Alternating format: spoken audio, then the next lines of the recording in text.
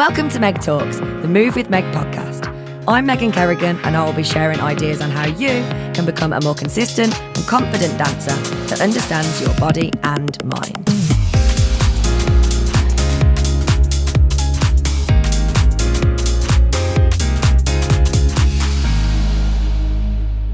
Hi guys, and welcome to another episode of Meg Talks, your Irish dance podcast, where I, Megan Kerrigan, share with you the insights of a 3-time world champion, the insights of a professional Irish dancer that I once was, and the insights of an Irish dance coach that has coached nearly thousands probably now, Irish dancers over the last 6 years to be better in their movement, to be better in their mindset, and to bring more joy back to dancing. So today we are going to be talking about bringing the fun back to dance. So I think this one's a really current one. It's one that I find myself talking to parents a lot about more and more over these past couple of years. It's not something I ever really considered when I was dancing, but I do believe that it's really important to remind yourself and your dancer especially of the fun that Irish dancing is and brings to your life. So if dancing's starting to feel like more pressure than play, then this is for you, because I'm asking the question, is Irish dance still fun for you? And if it's not, how do we bring that back? How do we relight that fire? How do we bring that into our dancer's life? As dancers, we sort of climb the levels and get more competitive and attend majors. And what happens is the fun can slowly and quietly kind of disappear. There's always another fesh. There's always another correction. There's always another result to chase. There's always something. Now, this isn't a guilt trip. I'm not trying to make parents feel bad or dancers or dance schools or, it's more about us working together to find what brings the joy back for you. And I think it's so, so important, especially for younger dancers and as that pressure increases at a younger age now. I started a little bit later than most at about 7 and probably did my first major at about 9. And then it was really easy going. There was no pressure really on anything. But I think as you start to realize maybe that there's potential or maybe that you want to do better and you get a taste for that, even if that is ignited from the dancer, not from the parent. Like my mum always used to say about me, I was competitive naturally. So like after my first major, in the car on the way home, I said to mum, that girl in the yellow dress isn't going to beat me again. And she didn't. But that isn't the point. The point is I was driving the competitiveness within that. And I think as a parent, doing this for the first time potentially, or as a parent of different dancers, because every dancer is very, very different, whether they're all your children or not. I think being able to navigate that real competitiveness that a dancer has and help them to remember the balance of fun and the reason why they started this is really important conversation for us to be having. When we're working with dancers, ask like, what do you love about dance? Because often it's quite negative. It's, I've got blisters, or my legs hurt, or we're working stamina, or like there's so much of dance that is hard work and is not so fun, right? That is a necessity if you are at a certain level. How do we make sure that we're highlighting to our dancers, or how do we make sure that we're highlighting to ourselves if you're an older dancer? Here's the reason why I love dance. So most common reasons, or the most common things that we have seen that makes dancers sort of find dance more stressful rather than joyful is, number one is over focusing on results. So every dance class feeling like a prep for the next competition. Now, obviously, there's periods in the year where that is normal and needed and necessary evil. But I think sometimes like going to dance because you love dance should be the reason why you're going to dance class, not because I'm going to dance class because I have to, because I've got X competition coming up. And I think I find myself doing this in still and finding the reason why I go to the gym. Like, I teeter on the edge of, I need to have a competition booked in to keep me motivated and accountable. However, sometimes having to go because I've got a competition and I need to be held accountable, and people saying, well, you got a competition, come on, and that pressure of that takes the reason why I like going to the gym out, because I'm now feeling like I have to go rather than I want to go. And it's a really hard balance to find, but I find like finding one little thing within that as your joy. So like, I love going to the gym because I work out with another girl who's become a really, really good friend, Rachel. And I work out, I really enjoy that's my joy in going. That's the reason why I find it fun. So yeah, then we've got the pressure to be perfect, right? There is no such thing as perfect, right? There is no such thing as not making a mistake on Fesh Day. There is no such thing as a perfect dance. Mistakes can feel like failure. Like, I've spoken to so many dancers where they're like, I forgot my step and it was so, like, that happens. There's a 3-3-3 or a 30% rule when it comes to training. 30% of the time, well, it's about 33.33333, a third of the time. A third of the time, you have a really great class or fesh. A third of the time, you have an all right class or fesh. And a third of the time, you have a not so great class or fesh, right?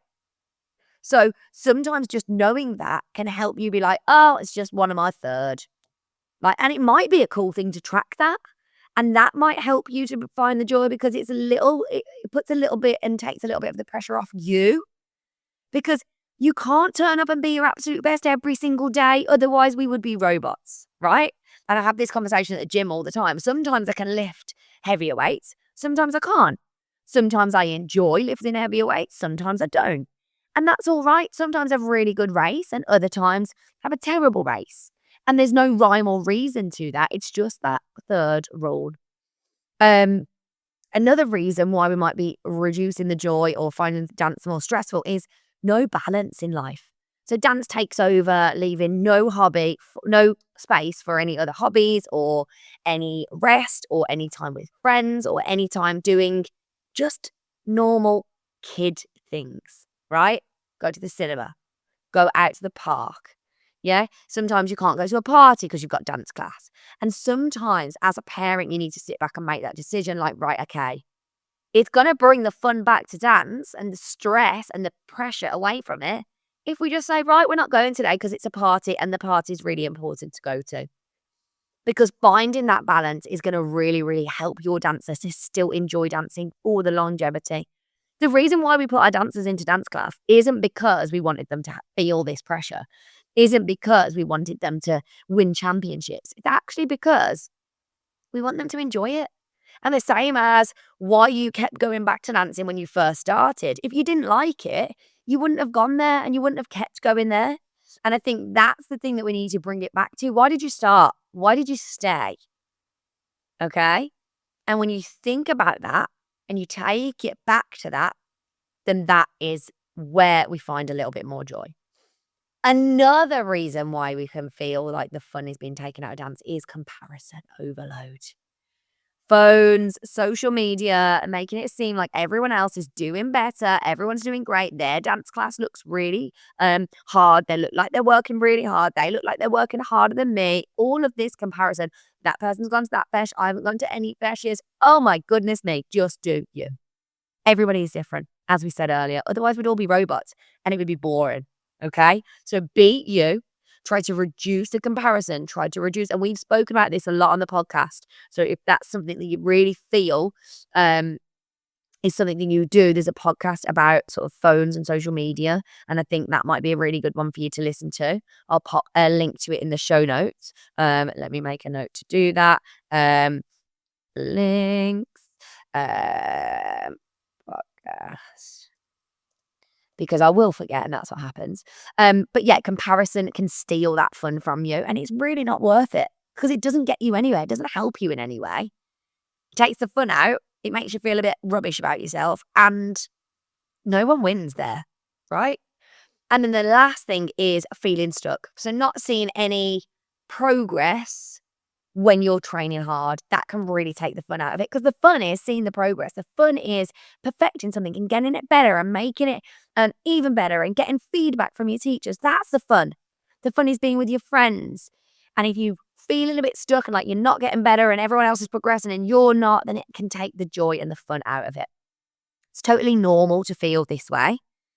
And I've definitely been trapped in a few of those, most of them probably, if not all. But you shouldn't. You don't have to. So let's think about bringing the joy back. Let's flip it and think about what helps you fall back in love with dancing. So number one, training in fun and new environments. So that might be doing something a bit different with your dance friends at the weekend, that like trampolining or something, or going to the park and having a run around after class, like doing something fun in a new environment, something different that's still going to benefit you. Might be going swimming, because swimming's great for cardiovascular fitness. Might be going to the gym and getting on the bike, because that's great for muscular endurance. Like, there's so many different things that you can do that are still going to benefit your dancing. Getting yourself to a gym and working with a trainer, or getting yourself into the goal club and working through some classes in there. All of that, new environment, training, still working towards the same goal, makes it a little bit more fun. Meeting other dancers without the pressure of competition. And I absolutely loved this as a dancer. We used to have this thing called 7-Eleven at Scanlon's club, which is where they have their dance classes. And it was from 7 until 11, 4 dancers from the region. People used to travel from Ireland for it. It was the most fun because we were all just having fun together without the pressure of a competition. Right? Without, oh, I can't come tonight and play because I've got dancing tomorrow, or I've got a team tomorrow. It was literally just a party. We did it sort of like once every 8 weeks or so on a Friday. Honestly, the best times of my life were spent there. That is what I remember when I think about dancing. That is what you want to remember when you think about dancing when you're older. The fun of being together with your dance friends from your school or other schools, not in dance environments.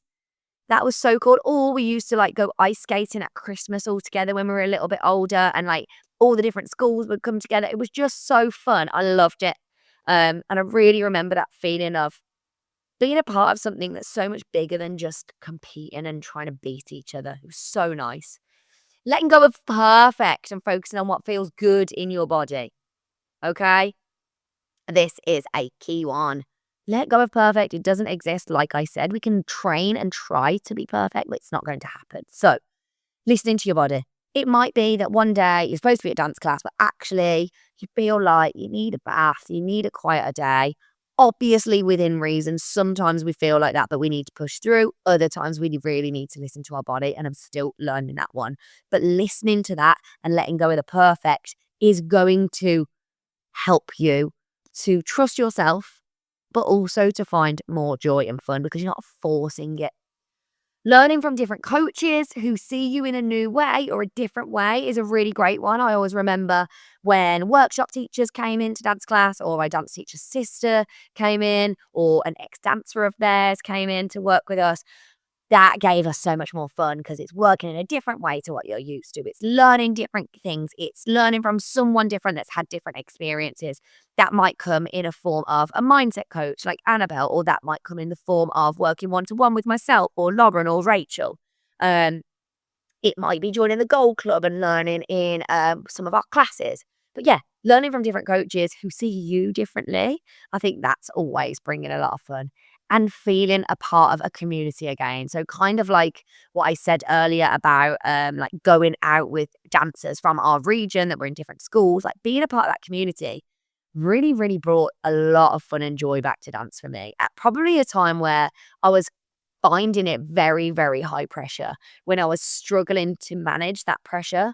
I had a couple of world titles under my belt at that time, and I was feeling a lot of pressure externally. Not and the pressure wasn't put on me externally.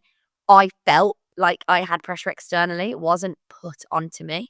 But that feeling was definitely lightened by feeling a part of that community. And that community was dancers from all levels and stages. And it was just I was Megan, not Megan, the world champion in that community. And that was so important to me. Um, so thinking about all of this is probably why, and like the personal relationship I have with this topic and like having fun and bringing it back to your fun, bringing it back to your love for dance is exactly why we are hosting the Move With Meg Fest, the very first of its kind. No one's had an Irish dance festival before. It is going to be such a fun day in Belfast on the 14th of August. The reason why we decided to do it as a festival vibe is because there's nothing like that, number one. But also we want it to be less. We did Move With Meg on tour, which was fun, but also very based around learning. Whereas this is based around, yes, the parents learning a little bit and opening conversations and community, but the dancers learning, having fun, learning different styles of dance in terms of like performance dance, making charms with their like bag charms with their parent. Like there's so much more fun that's going to be brought to this day that is bringing that. Number one, training in a fun new environment, meeting other dancers without the pressure of competition, letting go of perfect and feeling what feels good for your body, learning from different coaches, and also feeling a part of a community again. It hits all of those key things that we're advising you to do to try to bring the fun and the joy back into dancing. You might just need this shift to like bring it back in. You've had a busy competition year. How do you re-energize in the summer? Some dancers feel guilty for wanting to sort of have a bit of downtime and re-energize. So let's take that away. Others might feel burnout and don't know what to do about it, which is that feeling of like, I don't know if I can do this for a whole other year. Taking this step back and a step away from sort of like that pressured competition environment and a step towards fun isn't stepping away from progress or driving towards what you want for the next competition year. What it actually does is it sparks the fire in you to go and drive and push because you're going to have that fun. And it's like, this is why I dance. This is the reason. And that is exactly why we are hosting our Move With Meg Fest. So if you're nodding along to this and you want to join us at the Move With Meg Fest in August, you'll definitely laugh, you'll dance, you'll eat, you'll connect, you'll probably leave feeling more motivated than ever. And not because someone told you to push harder or try harder or do more dance classes, but because you remember why you love to dance in the first place. I will pop a link to the show notes, link to the ticket in the show notes. Obviously, I know dancers listen to this from afar, and if you can't make it, we are devastated. But you can follow along on the day on our socials to get a real feel and a buzz from it. But tickets do go up on the 17th of July. So if you are thinking about it, considering it, I would say get those tickets now. If you are in the UK and you want to travel to the Move With Meg Fest, flights at the moment are still really, really reasonable. That means if you buy a ticket for a dancer and a parent at £99, which is where it's at right now, so a full day of events for the parent, full day of events for the dancer, you can buy food on site or you can bring your own food. Flights, you can get to and from the area, to and from Belfast, from all UK airports, keeping the whole total cost of the day under £200. So it's in the summer holidays, it's on a Thursday, you might need to take a day off work, but honestly, your dancer will thank you for it. You'll have memories to last a lifetime that aren't just going to a fesh. And I think that is more valuable than £200 could ever buy you for you and your dancer. So if you have any questions about that, please do ask us on any of our social media channels at Move With Meg 2Gs on Instagram, on Facebook, and on TikTok. We've also got a Move With Meg Fest Instagram page that if you head to Move With Meg, I think it's Move With Meg _Fest. It would be great if I actually knew that, wouldn't it? I'm going to tell you right now, it is Move With Meg _Fest. Or MWM _Fest. Sorry, I'll pop a link to that in the show notes as well. But please join us. We're super excited. We've got 60 people there already, and we're not even a month out yet. So we're so excited for how many people are going to be there, the vibe on the day, and yeah, we've got special guests to run out very soon.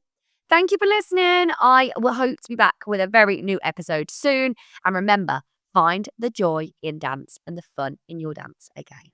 Lots of love. Goodbye, you guys. Thank you for listening to Meg Talks.